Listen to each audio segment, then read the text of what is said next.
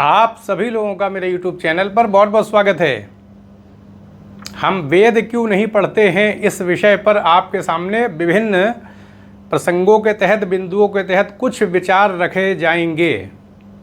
इससे पहले जो वीडियो मैंने बनाया था मीडिया और हमारी स्वतंत्रता, वो वीडियो भी बड़ा महत्वपूर्ण है।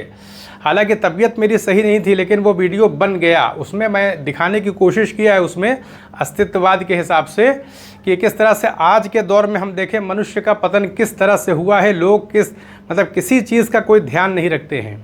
किसका यानी अपने कर्मों से किसका किसका अहित हो सकता है, इसका कोई ध्यान नहीं है। बहुत सारे लोग आप देखेंगे उसमें ये चित्रित करने का पूरा प्रयास किया गया है। तो वो वीडियो बड़ा ही मूल्यवान है और वो बन गया, बस ये कहिए। हालांकि तबीयत मेरी सही नहीं थी। आज जो वीडियो आपके सामने पेश किया जा रहा है वो है कि हम वेद क्यों नहीं पढ़ते हैं। इस वीडियो को भी प्रयास ये रहेगा कि थोड़ा सा अलग अलग संदर्भों में बताया जाए, क्योंकि देखिए मनुष्य होने का जो दायित्व होता है वो बहुत बड़ा होता है। हम संकीर्ण होकर के जीवन नहीं जी सकते। कारण ये है कि जब हम इस धरती पर, इस पूरे ब्रह्मांड पर जहाँ की अलग अलग प्रकार की विविधताएं उपस्थित हैं, अगर हम इस विविधता को स्वीकार नहीं करते हैं और संकीर्णता में चले जाते हैं इस आधार पर कि बौद्ध धर्म के मानने वाले भी हैं, जैन धर्म के मानने वाले भी हैं, इस्लाम धर्म के मानने वाले भी हैं और अलग अलग प्रकार के धर्म के मानने वाले भी हैं। तो हर धर्म ग्रंथों में अपना अपना मतलब, जो जैसे कि अब इस्लाम धर्म है तो उसमें हदीसें आ जाती हैं, कुरान है पुस्तक के रूप में और बहुत सारी पुस्तकें हैं। अब जैसे वैदिक धर्म उसमें वेद आ जाते हैं, वेदांत दर्शन में सारे 108 उपनिषद आ जाते हैं। अब अगर बौद्ध दर्शन देखें, बौद्ध धर्म को देखें तो उसमें त्रिपिटक आ जाते हैं, सुत्त पिटक, अभिधम पिटक, विनय पिटक हैं, फिर जातक ग्रंथ आ जाते हैं। जैनों का साहित्य देखा जाए तो बड़ा प्राचीन है। तो कहने का अर्थ ये है कि अधिकतर देखने में ये आ रहा है कि जो जिस धर्म के अंदर हैं जो लोग हैं, बस वो अपने ही धर्म पुस्तकों को ज़्यादातर अध्ययन करते हैं, जबकि इस ब्रह्मांड के अंदर उनको संकेत किया जा रहा है कि प्रकृति समन्वित रूप से कार्य करती है, आपस में सहयोग रहता है। विविधता और सहयोग, ये सारी चीज़ें पूरी प्रकृति के अंदर दिखाई पड़ती है। लेकिन हम अपने चरित्र में, अपने प्रयासों में कितना एकीकृत हैं, कितना अलग अलग चीज़ों को अध्ययन करने का प्रयास करते हैं, हमारा जहन कितना खुला है, अब ये तो विचार करने की बात होगी। अगर हम महात्मा बुद्ध के दर्शन को देखें या बिना पिटक पढ़ना चाहें या अभिधम पिटक देखें जिसमें दार्शनिक आधार पर बौद्ध जो भी विचार है उनकी व्याख्या करने का प्रयास किया गया है, तो कोई भी इंसान पढ़ करके जो अच्छी बातें होंगी वहाँ से क्या होगा, अच्छे मूल्यों का ही ग्रहण होगा। तो कहने का अर्थ ये है कि अगर हम वेद का अध्ययन करते हैं तो भारतीय संस्कृति को समझने का हमारा प्रयास होगा, क्योंकि 4 वेद हैं, उसके बाद उपनिषद आ जाते हैं।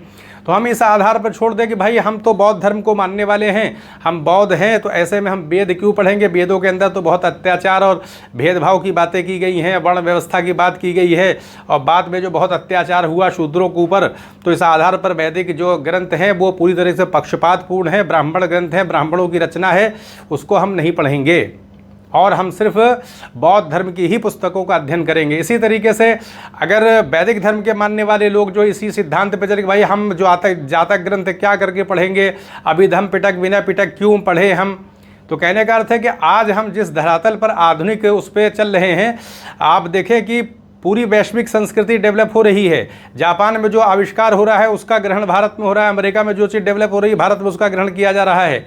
अब आप अगर देखें ज़्यादा तो आविष्कार तो पश्चिमी संस्कृति की देन है, क्योंकि वहाँ पर जो हम कह सकते हैं कि जो भी एक विकसित प्रणाली, जो विकसित देश हैं वो किस आधार पर विकसित हुए।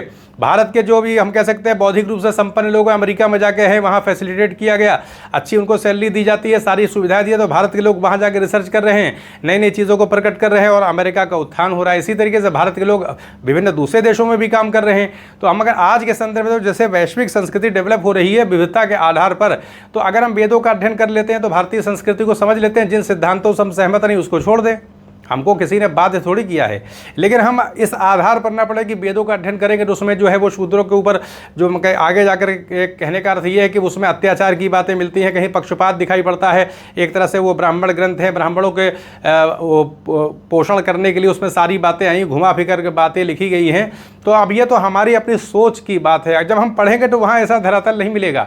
अब आप देखें, अगर आप वेदों का अध्ययन कोई करे तो वेद के अंदर ही ये बात आएगी कि पहले जो आर्य लोग थे, अगर हम पूर्व वैदिक काल में देखें तो बहुदेववादी दिखाई पड़ते हैं, अलग अलग देवी देवताओं की उपासना करते हुए नजर आएंगे वो, और सबकी अपनी अपने आधार पर प्रशंसा, उनके ऊपर सूक्त लिखना, मंत्र लिखना, अपने जीवन में भौतिक समृद्धि प्राप्त करना और फिर यज्ञ के माध्यम से उनकी पूजा करना, उनको प्रसन्न करना। किस लिए? इसलिए कि उनका जीवन जो संसार में चल रहा है वो अच्छा हो जाए और कृपा उनकी प्राप्त हो जाए, क्योंकि उनके पास शक्ति है। तो इस आधार पर हम कह सकते हैं कि बाद में जब चिंतन आगे चला तो देखिए वही देवी देवता कहीं ना कहीं पीछे होते चले गए और एकेश्वरवाद की स्थापना आ गई। कहाँ बहुदेववाद से एकेश्वरवाद में आ गए और ब्रह्म की स्थापना कर लिया। 108 उपनिषद रच दिए। और अगर उपनिषदों के अंदर देखें तो वो सारे वैदिक आर्य ही सारा सब कुछ संपन्न कर रहे थे। और कौन थे? वो सब वैदिक आर्य ही तो थे, जिन्होंने जो यज्ञ को टूटी हुई नौका के समान बता दिया। और एक समय ऐसा था कि जब यज्ञ ही किया करते तो उसकी प्रधानता होती थी, और एक ऐसा समय आ गया जब यज्ञ को टूटी हुई नौका के समान बता दिया गया। उपनिषदों के अंदर लिखा हुआ है। और पूरी तरीके से हम कैसे अंतर्वर्ती दृष्टिकोण हो गया, हम कह सकते हैं अंतर्मुखी जो है वो दिखाई पड़ रहा है। तो ये जो अंतर्मुखी होना है ये किस आधार पर है? ये बाह्यमुखी होकर के प्रकृति के अंदर जो देवी देवता हैं उनको छोड़ करके आत्म तत्व की खोज करने का जो प्रयास आपको उपनिषद में दिखाई पड़ता है, किस आधार पर? कहीं ना कहीं ये परिष्कार दिखाई पड़ता है। यानी वैदिक आर्यों के अंदर ये एबिलिटी थी, क्षमता थी कि जो सत्य वो खोजते थे, जो चीज़ उनको वास्तविक लगती थी उसको अपना लेते थे, और जो मूल्य थे उनको उन्होंने निबद्ध कर दिया। अब वेदों के अंदर बहुदेववादी विचारधारा भी आपको मिलेगी जब आप पढ़ेंगे, क्योंकि वो भी तो इतिहास का हिस्सा है, उसको वेदों से हटाया नहीं जा सकता है। लेकिन अगर आप देखेंगे वेदांत दर्शन की तरफ आ जाएंगे, वेदों का अंतिम भाग आ जाएगा तो 108 उपनिषद आते हैं, उसमें समानता की बातें हैं। और महात्मा बुद्ध के अगर आप सिद्धांतों से तुलना करें तो वो सारी चीज़ें जाकर के मिल जाएंगी। तो क्या महात्मा बुद्ध ने वेदांत दर्शन का अध्ययन नहीं किया होगा? जितना उपनिषद का अध्ययन किया होगा उन्होंने, क्योंकि बहुत कुछ करने के बाद ही इंसान मोक्ष या कैवल्य प्राप्त कर पाता है। अगर महात्मा बुद्ध के आप विचार को देखें तो पूरी तरीके से समानता का सिद्धांत दिखाई पड़ता है, कोई भेदभाव नहीं होगा, सब बराबर दिखाई पड़ते हैं। और कर्म के आधार पर, आत्मशुद्धि के आधार पर ही निर्माण प्राप्त करने की बात वो कहते हैं। यानी हमें अपना आत्मिक विकास करना पड़ेगा। महात्मा बुद्ध का तो सिद्धांत यही है। इसी आधार पर तो वो बात करते हैं कि कहीं ना कहीं इस संसार के अंदर हमें जीवन जीना है, लेकिन इस संसार में खोना नहीं, क्योंकि अविद्या से ये पैदा हुआ है। तो इसलिए हमें अपने आचरण पर निगाह रखनी पड़ेगी। हम जिसको देखें हमारी दृष्टि सम्यक दृष्टि होनी चाहिए, हमारी सम्यक वाक का हम इस्तेमाल करें, अच्छी भाषा शैली का प्रयोग करें, किसी का दुख अहित न करें, किसी को दुखी न करें। तो आप देखें कि सारी बातें आपको वही उपनिषदों में भी दिखाई पड़ेंगी। जो महात्मा बुद्ध कहते हुए दिखाई पड़ रहा है वही उपनिषदों में भी है। तो समानता स्थापित हो जाती है, क्योंकि जो उत्कर्ष वेदांत दर्शन के अंदर स्थापित हुआ वही उत्कर्ष जो है अंतिम बिंदु था। तो उस पर जितने भी बड़े विद्वान होंगे सब वहीं पहुंचेंगे। इसलिए महात्मा बुद्ध ने उसको प्रैक्टिकल फॉर्म दे दिया, और वो प्रैक्टिकल फॉर्म वहाँ उपनिषदों भी था। आप शंकराचार्य का वेदांत दर्शन अगर देखें तो वो भी दर्शन के किस आधार पर बताता है? ये संसार वास्तविक नहीं, अविद्या से पैदा हुआ है, माया जन्य है। और महात्मा बुद्ध भी बताते हैं कि अविद्या से पैदा हुआ है। दोनों ही लोग एक ही बात तो कहते हैं। तो कहने का अर्थ ये है कि हम आज के संदर्भ में, आज के इस धरातल पर खड़े होते हुए आधुनिक युग में जी रहे हैं। तो यहाँ संकीर्णता का अगर उपयोग करेंगे तो वो संकीर्णता हमारे कितना काम करेगी? जब हमारे पास विवेक बुद्धि सब कुछ है तो हमको लगता है कि हाँ भाई वेद में ये बात हमें तो नहीं जच रही है, इसलिए हम इसको स्वीकार नहीं करेंगे, इसको हम रद्द करते हैं, आगे पढ़ना चालू करेंगे, आगे पढ़ें। इसी तरीके से विनय पिटक का अध्ययन करें, सुत पिटक है, अभिधम पिटक है, जातक ग्रंथ है, बहुत सारे ग्रंथ, उसका अध्ययन करें हम।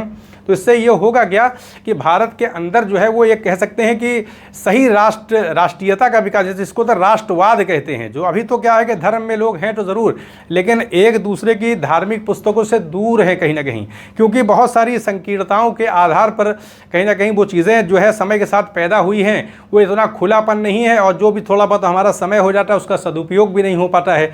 तो अगर हम देखें तो हमें पता लगेगा, बहुत सारी नैतिक बातें आएंगी। वेदों का जब अध्ययन करेंगे तो बहुत कुछ सीखने को मिलेगा। इसलिए भारतीय संस्कृति जो है, अगर हम वैदिक कल्चर के संदर्भ में देखें, क्योंकि अभी हम अगर माने इस बात को तो भारत के अंदर अगर हम आबादी के हिसाब से देखें तो मानी बात है कि जो वैदिक संस्कृति है उसी का प्रभाव दिखाई पड़ेगा, उसी की जनसंख्या सबसे ज़्यादा है। जो हिंदी भाषी लोग हैं और वैदिक संस्कृति के पालन कर रहे हैं, उन्हीं की आबादी सबसे ज़्यादा है। किसकी आबादी सबसे ज़्यादा है? तो इस आधार पर हम कह सकते हैं कि जब एक समन्वित दृष्टिकोण पैदा होता है, हम वेद का अध्ययन करें, चाहे हम किसी भी धर्म के मानने वाले हों, अपनी अपनी धर्म ग्रंथों का तो अध्ययन करते ही हैं। और यही जब हम कहते हैं एक्सचेंज होता है, म्यूचुअल अंडरस्टैंडिंग तभी तो डेवलप हो पाती है जब हम खुले हों, हम अगर अपनी स्वतंत्रता को समझ पाते हों। जैसा कि अस्तित्ववादी दर्शन में इससे पहले के वीडियो मेरे यही चीज़ स्थापित भी किया है कि आज के लोग किस तरीके से दूसरों का अहित किस किस प्रकार से कर रहे हैं, धन के आधार पर ही कर रहे हैं।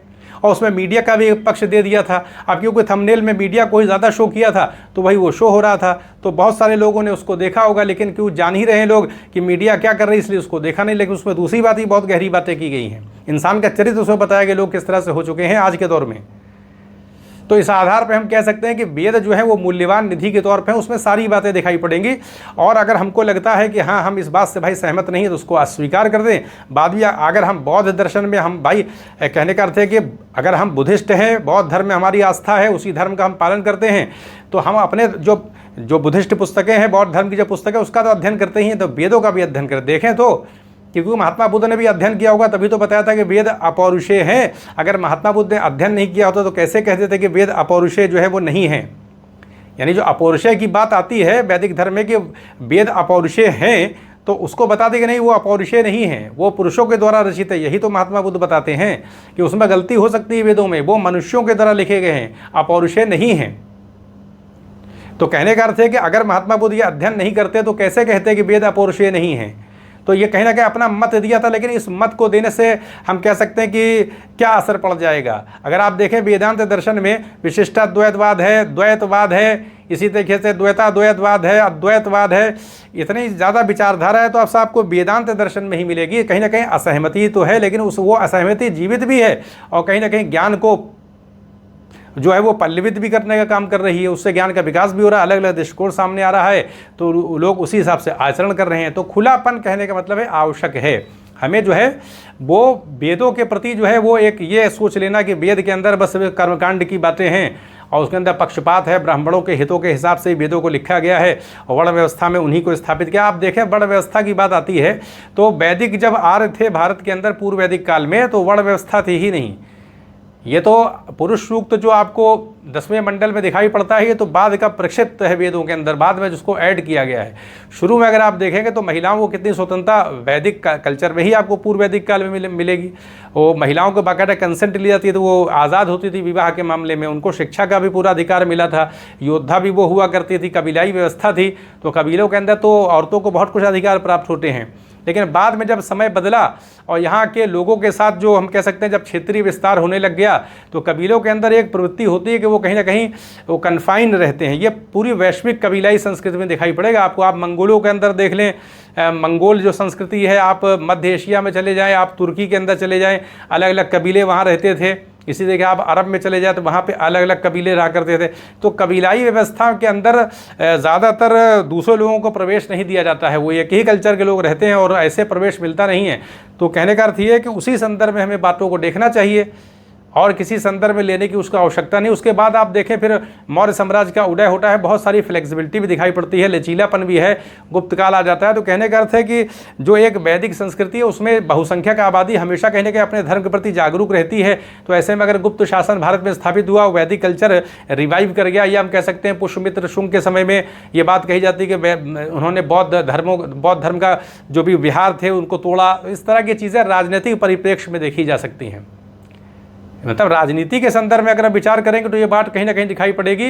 हर धर्म के राजाओं ने कहीं ना कहीं दूसरों ऊपर अत्याचार किया है, किसी एक उसको सोचना उचित नहीं होगा। हम चोल साम्राज्य में अगर चले जाएं देखें तो वहाँ पे ये चीज़ दिखाई पड़ती है। बहुत सारे ऐसे वहाँ पर विष्णु मंदिर हैं जो कि उनको समुद्र में मूर्ति फेंक दी गई, चोल राजाओं ने उसको फेंक दिया। आप इतिहास देखें, इतिहास की पुस्तकों का अध्ययन करें तो पता चलेगा। तो ऐसा नहीं है, मतलब अत्याचार का जो मामला आता है तो सिर्फ ये ही नहीं है कि वैदिक जो है पुष्यमित्र शुंग ने ऐसा किया है। आप चोल संस्कृति में जा करके देख लिए, वहाँ पर आप देखेंगे तो जो वैष्णव मत के मानने वाले थे वहाँ पर चोल जो थे वो उन्होंने जो कुछ राजा थे अत्याचार करते थे, उन्होंने अत्याचार किया और बहुत सारे विद्वानों को तो राज्य ही छोड़ना पड़ गया। तो इस आधार पर हम कह सकते हैं कि ये कोई एक बंधी बधाई व्यवस्था नहीं कि बौद्धों के ऊपर ही अत्याचार हुआ है। बहुत सारे मामलों में देखें कि जो मुस्लिम शासक हैं उन्होंने मुसलमानों के ऊपर अटैक कर दिया। बाबर की लड़ाई इब्राहिम लोदी से हुई थी तो बाबर ने तो क्या घोषित कर दिया था उनको, इब्राहिम लोदी को, कि वो धर्म से ही बाहर हैं। तो ऐसे आधार पर देखें आप, बहुत सारे आपको ऐसे युद्ध दिखाई पड़ेंगे जहाँ दो मुस्लिम शासक आपस में लड़ रहे हैं, जबकि धर्म के आधार पर देखा जाए तो धर्म इसकी बात की अनुमति नहीं देता है कि कोई मुसलमान किसी दूसरे मुसलमान के राज्य के ऊपर ऐसे अटैक कर दे, धार्मिक दृष्टि से अगर देखा जाए, लेकिन उसका पालन नहीं किया गया। भारत के संदर्भ में भी देखें तो यहाँ राजाओं ने ज़्यादातर जो शरीयत तो लागू किया उन्होंने, लेकिन उनका आचरण कैसा था, अपनी सुविधा के हिसाब से करते थे। अलाउद्दीन खिलजी ने अपनी सुविधा के हिसाब से बहुत सारी पॉलिसी अपनाई। तो इसलिए राजनीति को अलग दृष्टिकोण से देखने की आवश्यकता है। धर्म एक अलग चीज़ होती है। उसमें होता क्या है कि जो राजनीति करते हैं वो धर्म का भी कहीं ना कहीं समावेश कर लेते हैं। उसमें कहीं ना कहीं क्या होता है, एक समर्थक वर्ग रहता है वो पीछे आ जाता है, राजाओं के एक समर्थन मिल जाता है जनता का, बस ये बात हो जाती है। इसलिए राजनीति एक अलग चीज़ है, उसके आधार पर बहुत सारे अत्याचार हमको उत्पीड़न दिखाई पड़ेंगे, लेकिन हम उसको ही ऑथेंटिक नहीं मान सकते हैं। हम ऐसे देखें, विद्वानों के स्तर पे देखें तो आज जैसे शंकराचार्य हैं, तो शंकराचार्य निकले तो कोई वो तीर कमान लेके तो निकले नहीं थे, वो तो तर्क के आधार पर अपनी बात विद्वता के आधार पर कर रहे थे। जो उनके सामने विद्वान आ रहे थे उनसे वो चर्चा कर रहे थे, चाहे वो जैन धर्म के मानने वाले हों, चाहे बौद्ध धर्म के मानने वाले हों, शास्त्रार्थ किया करते थे। जो एक परंपरा थी पहले से, उसका वो फॉलो किया करते थे। बाकी उन्होंने कहीं अपनी पुस्तकों में ऐसा नहीं लिखा है कि बौद्ध धर्म के जो बिहार हैं जो है उनको तोड़ दिया जाए, उनको हटा दिया जाए, या गुप्त रूप से वो बौद्ध धर्म को समाप्त करने के लिए सक्रिय थे। वो क्योंकि भाई वैदिक कल्चर को, वेदांत दर्शन को मानते थे, तो उसको रिवाइव करने का वो प्रयास कर रहे थे। अब जैसे नागार्जुन हैं और बहुत सारे बुद्धिस्ट हैं जो चीन चले गए, जापान गए, वहाँ उन्होंने बौद्ध धर्म का प्रचार प्रसार किया, भारत के अंदर भी प्रचार प्रसार चलता रहा। तो विद्वानों में आपस में कोई इतना बहुत शास्त्रार्थी होता है, हम कह सकते हैं कि कोई बहुत बड़ा संघर्ष तो दिखाई नहीं पड़ेगा। संघर्ष राजनीति के क्षेत्र में आ जाता है। जब राजा लोग होते हैं तो फिर वहाँ पे तो उत्पीड़न होता है। अब ऐसे देखिए, आप शाहजहाँ के पीरियड में देखिए तो औरंगजेब ने उनको भी कैद कर लिया था शाहजहाँ को। कितना संघर्ष आपको दरबारी राजनीति जो मुगलों की दिखाई पड़ेगी, तो उसमें क्या दिखाई पड़ता है, गद्दी पाने के लिए कितना भारी संघर्ष हुआ, एक दल हो जाते थे, उसमें मार डाले जाते थे लोग। तो इसलिए राजनीति को पूरी तरह से अलग करके देखना चाहिए। तो हम कहने का अर्थ ये है कि जब हम वेदों का अध्ययन करेंगे तो हमें पता लगेगा कि भारतीय संस्कृति किस रूप में डेवलप हुई है, जो बहुसंख्यक आबादी है उसका सोचना क्या रहा है, वो किस आधार पर सोचती है, किन मूल्यों का वो सृजन करती है, उसका क्या अर्थ है। तभी तो हम समझेंगे। हम अगर दूसरे धर्म के, हम वैदिक धर्म का पालन नहीं करते हैं, बौद्ध धर्म के हम मानने वाले हैं, तो हम अगर वेद का अध्ययन करेंगे तभी तो हमें कुछ समझ में आएगा। तो महात्मा बुद्ध ने भी तो अध्ययन किया था, तो हमें पता लगेगा कि हाँ भाई यहाँ पर जो है वो असंगति है, मैं इससे सहमत नहीं हूँ, बाकी जो कुछ बातें वहाँ से ले ली जाए। यही अगर कल्चर वैदिक धर्म के मानने वाले हैं तो वो भी जब जातक ग्रंथ पढ़ेंगे या वो भी विनय पिटक, अभिधम पिटक, दार्शनिक वो भी देखेंगे, तो कहीं ना कहीं ज्ञान का, कहने का अर्थ है कि आज के इस समय में हम अगर संकीर्ण होकर के सिर्फ अपने धर्म में सीमित होकर रह जाएंगे तो इससे हमारा भला नहीं होने वाला है। भला होता है इस प्रकृति के अंदर जो विविधता है उसके आधार पर हमारा भला हो सकता है, क्योंकि हमारे पास चेतना भी है, हमारे पास बुद्धिमत्ता भी है, हमारे पास विवेक भी है। तो हम उसका उपयोग करेंगे तो हमें क्या दिक्कत जा रही है। हम रैशनल होकर के तार्किक ढंग से जो अच्छी बातें हैं उसको ग्रहण कर लेंगे तो इससे हमारा ही तो व्यक्तिगत विकास होगा, एक सोचने का हमारा नया ढंग आ जाएगा। हम कन्फाइन होकर के बस सिर्फ अपनी ही धर्म की पुस्तकों का अध्ययन करते रहेंगे तो दूसरे धर्म का दृष्टिकोण, दूसरी संस्कृति का दृष्टिकोण हम तक पहुँचेगा नहीं।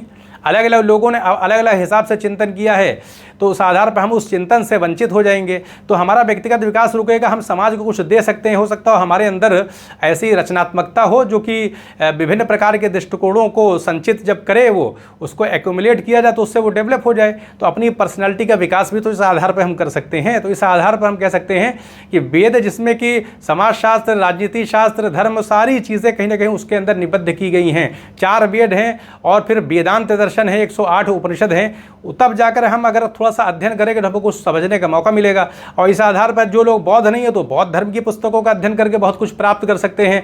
जातक ग्रंथ हैं उनका अध्ययन किया सकता है, अब तो अनुवाद भी लोग हिंदी में उपलब्ध हो गया है।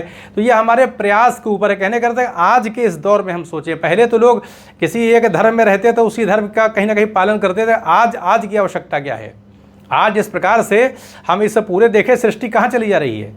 आज जो हवाई जहाज़ से यहाँ बैठ रहे हैं लोग और उसके बाद अमेरिका पहुँच जा रहे हैं, जापान जा रहे हैं, चीन जा रहे हैं। कहने का अर्थ है कि पूरी दुनिया एकीकृत होती चली जा रही है और एक अंतर्राष्ट्रीय संस्कृति जो हमको पहले भी थी लेकिन अब वो ज़्यादा प्रबलता से विकसित हो रही है। अब रोज़गार के लिए लोग बाहर जाते हैं, शिक्षा ग्रहण करने के लिए बाहर जाते हैं, बाहर के लोगों के संपर्क में आते हैं, वहाँ की संस्कृति के संपर्क में आते हैं। तो हमारे अंदर अगर खुलापन नहीं होगा तो हम अडॉप्ट कैसे करेंगे? अच्छे मूल्यों को ग्रहण करने में जाता क्या है, कहीं से भी मिले। वो जो अच्छे मूल्य हैं वो सार्वभौमिक होते हैं, वो सार्वभौमिक मूल्य होते हैं, वो नैतिकता से जुड़े होते हैं, इसलिए उनका पालन किया जा सकता है। और हम अपने धर्म ग्रंथों का अध्ययन करते ही हम अपने धर्म रहते हुए बहुत कुछ कर सकते हैं। दूसरों से परिचय भी होगा, हमारा खुलापन भी आएगा, हमारी मानसिक जड़ता भी जाएगी, कोई इस तरीके से हमको ठगेगा नहीं, जिस कहने का अर्थ है। और जो राजनीति जो लोग कर रहे हैं वो भी सही रास्ते पे आ जाएंगे, क्योंकि जब लोग ही इतने व्यापक हो चुके हैं, उनका खुला दृष्टिकोण हो चुका है, तो राजनीति भी कहीं ना कहीं रास्ते पर आ जाएगी। इससे देश का विकास होगा। जो राजनेता होते हैं वो तो लोगों की नब्ज़ जानते हैं पूरी तरीके से ना, कि जन सामान्य की स्थिति क्या है, उस आधार पर हम किस प्रकार से राजनीति करें कि हमारा हित हो। पार्टियों के आधार पर लोग संगठित हैं, एक पार्टी लंबे समय तक रह सके, यही तो पार्टी के जो नेतृत्व करते हैं वो यही तो चाहेंगे, वो कब चाहेंगे कि बीजेपी कब चाहेगी कि कांग्रेस पार्टी सत्ता में आ जाए, या कांग्रेस पार्टी कब चाहेगी कि बीजेपी सत्ता में आ जाए? कोई पार्टी कभी नहीं चाहती है।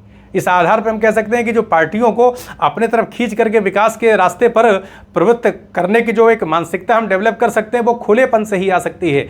ये जो संकीर्ण जो अगर हम दृष्टिकोण हो जाएगा हमारा, तो हमें विभाजित करके कहीं ना कहीं पार्टियां अपना लाभ लेंगे, देश का विकास रुक जाएगा। और भारत के लिए आज आवश्यकता सबसे ज़्यादा विकास की है, क्योंकि चीन से हमारा युद्ध भी हो चुका है, पाकिस्तान से भी हमारा युद्ध हो चुका है, और हम कह सकते हैं भारत को किसी भी देश से कोई चुनौती नहीं पूरे विश्व में, क्योंकि अमेरिका से भारत का युद्ध होगा, अमेरिका बहुत दूर है, यूरोपीय कंट्रियों से भारत का युद्ध हो नहीं सकता, पाकिस्तान के अंदर इतनी शक्ति नहीं कि भारत से युद्ध वो कर सके, इस युद्ध किया भी तो हार का सामना करना पड़ा है, लेकिन चीन से मुकाबला हो सकता है। चीन बहुत तेज़ी के साथ हम कहते हैं विकास कर रहा है, तो भविष्य में भारत को अगर कहीं से भी चुनौती मिलेगी, कोई संकट आएगा, वो सिर्फ चीन की तरफ से आएगा बस। तो इसलिए ज़रूरी है कि भारत अर्थव्यवस्था के क्षेत्र में आगे बढ़े। वो तब होगा जब लोग खुले होंगे, तभी तो राजनीति सही होगी। जब हम खुले होंगे, सारे धर्मों को जानते होंगे, तो कहीं ना कहीं हमको अलग करने की जो पॉलिसी जो पार्टियों की रहती है, क्योंकि वो तो ऐसा चाहेंगे ही, तो उनको सही रास्ते पे लाने की हमारे अंदर कैपेबिलिटी डेवलप हो जाएगी। तो जब लोग जब व्यापक होते हैं, उनकी सोच होती है, संकीर्ण नहीं होते हैं, आपस में जुड़े होते हैं, एक्सचेंज हो रहा है विचारों का, खुले मन से वेदों का भी अध्ययन किया जा रहा है, खुले मन से जो बिना पिटक है, अभिधम पिटक, शुद्ध पिटक, इनका भी अध्ययन किया जा रहा है, जो है वो हम कह सकते हैं हदीसों का भी अध्ययन कर रहे हैं, कुरान भी लोग पढ़ रहे हैं। जहां से जो असहमति के बिंदु है उस पर हमें विचार नहीं करना चाहिए, लेकिन जो सहमति के बिंदु हैं, जहां ले सकते हैं ले लेना चाहिए। इससे कम से कम एक परिचय बनेगा, नेताओं को भी ये बात समझ में आएगी लोग किस तरह से खुले हैं, तो कभी भी वो बीज बोने का काम ही नहीं करेंगे, तो देश के विकास में उनको लगना पड़ेगा। विकासवादी राजनीति देश में कभी भारत में ऐसे नहीं चल सकते जब तक कि लोग आपस में जुड़े नहीं, दिल आपस में मिले नहीं। और भारत की प्रगति को सुनिश्चित करना भारत के लोगों का कर्तव्य है। पार्टियों से उम्मीद कभी नहीं करनी चाहिए, इसलिए कि पार्टियां अपने हितों को देखती हैं। आज का दौर चल रहा है, स्वार्थ पर आधारित है, लोग इतने स्वार्थी हो चुके हैं। जहां अधिकतर लोग ही बात करें, सारे लोग ऐसे नहीं होते, लोग दूसरों को समझते हैं कि लोग कौन क्या है या किस मानसिकता के लोग हैं, लोग अच्छी तरह समझते हैं। लेकिन अगर ऐसे हम मोटे तौर पे लोग आज के इस आधुनिक युग में जहाँ के धन का ज़्यादा महत्व बढ़ गया है, तो अधिकतर लोगों का प्रयास तो यही रहता है कि कहीं उनको प्रसिद्धि मिले, पैसा हो, कहीं ना कहीं एक सिक्योरिटी पैदा हो जाए धन के आधार पर। तो इसलिए बहुत सारे फरेब भी किए जा रहे हैं। ये जितना भी जो है वो जो पैसा निकाला जा रहा है, इधर उधर किया जा रहा है, जो फरेब किए जा रहे हैं, कहाँ से हो रहा है? भ्रष्टाचार इतना हो रहा है राजनीतिक क्षेत्र में। अभी आप देखें कि दिल्ली में जो जज थे, उनके घर से कितना ज़्यादा पैसा निकला, किस आधार पर निकला इतना पैसा? कहना जांच चल रही है। कहने का अर्थ ये है कि इसीलिए भारत के संविधान में देखें, न्यायाधीशों को भी हटाने की प्रक्रिया है कि वो कदाचार के आधार पर उनको भी चलाया जा सकता है, अक्षमता के आधार पर, कदाचार के आधार पर। भारत के संविधान ने किसी को छोड़ा नहीं है। जितने भी अधिकारी हैं, अगर ये लगता है कि हाँ ये भ्रष्टाचार कर सकते हैं, उनको हटाने की प्रक्रिया, जजों को हटाने की प्रक्रिया है। अब सुप्रीम कोर्ट ये तय करेगा कि उनको क्या किया। अभी तो उनका तबादला कर दिया। कहने का अर्थ ये है कि हम आपस में जुड़ेंगे तभी कुछ हो पाएगा। वो धर्म के आधार पर जुड़ सकते हैं। धर्म अलग कर देता है, वो लोगों के अंदर कहीं ना कहीं अपने धर्म के प्रति आसक्ति होती है। हमारा धर्म सबसे अच्छा है, लोग ऐसा समझते हैं।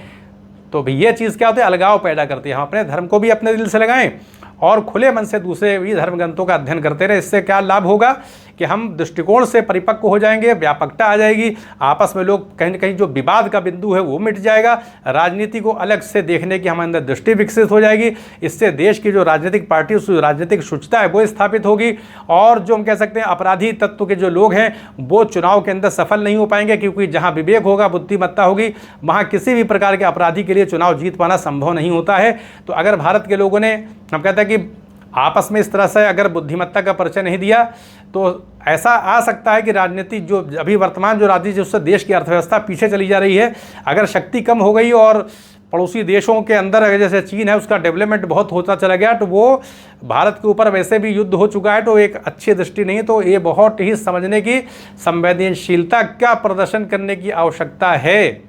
अपने देश को मजबूत बनाने के लिए हमें प्रयास करना चाहिए और लोगों से प्रेम करना चाहिए। वो तब होगा जब हम धर्म ग्रंथों का, अलग अलग धर्म ग्रंथों का अध्ययन करेंगे, खुले हो जाएंगे। कहने का अर्थ ये नहीं है सिर्फ अपने को बौद्ध न समझे, अपने को हम वैदिक धर्म के मानने वाले न समझे, इस्लाम धर्म का ही हम बस परचम लहरा रहे हैं। सबको ले करके चलें। जब ऐसे चलेंगे तभी भारत का विकास हो सकता है। तो यहीं पर अनुमति दें। आप सभी लोगों का बहुत बहुत धन्यवाद।